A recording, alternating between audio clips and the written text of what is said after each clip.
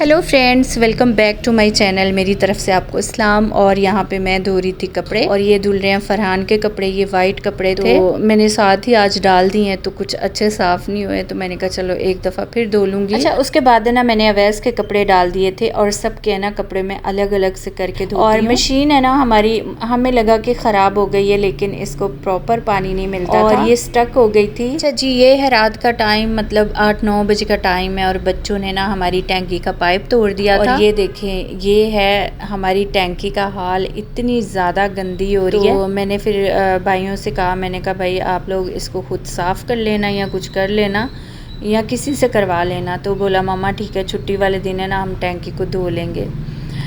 तो गाइज़ ये है रात का टाइम। जैसे ही उन्होंने पाइप तोड़ा ना तो फिर बस वो ना उन्होंने खुद ही बुलवा के ना बंदे को तो उन्होंने सही करवा लिया, क्योंकि हमने मालिक को कॉल की तो फिर मालिक ने इनको बोला कि आप लोग सही करवा के दें, तो उन्होंने सही करवा दी थी।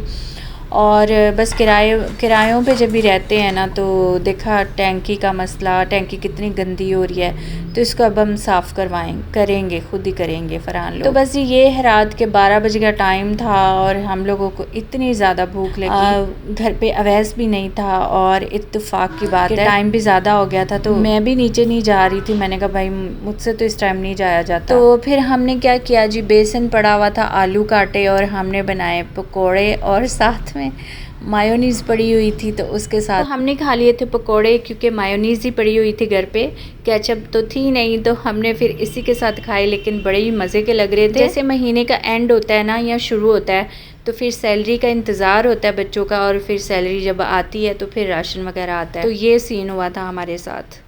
तो बहुत ज़्यादा भूख लगी थी लेकिन हमने बड़े मज़े से खाए पकौड़े। और ये है सुबह का टाइम और अम्मी भी आई हुई थी यहाँ पे, तो माँ मैंने यहाँ पे बना रही है मज़ेदार सा चिकन पुलाव।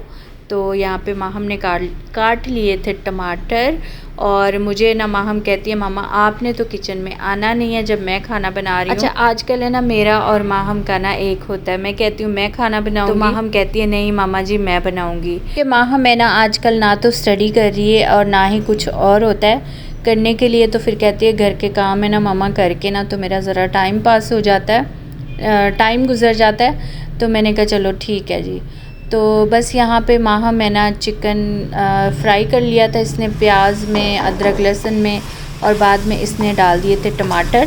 तो इंशाल्लाह ये जनवरी में ना माहम का और कायनात का एडमिशन भेजना है, तो फिर इनकी स्टडी भी साथ साथ शुरू हो जाएगी और साथ ही अपने घर के काम और जो भी इनकी रूटीन होगी ना ज़रा बेहतर हो जाएगी।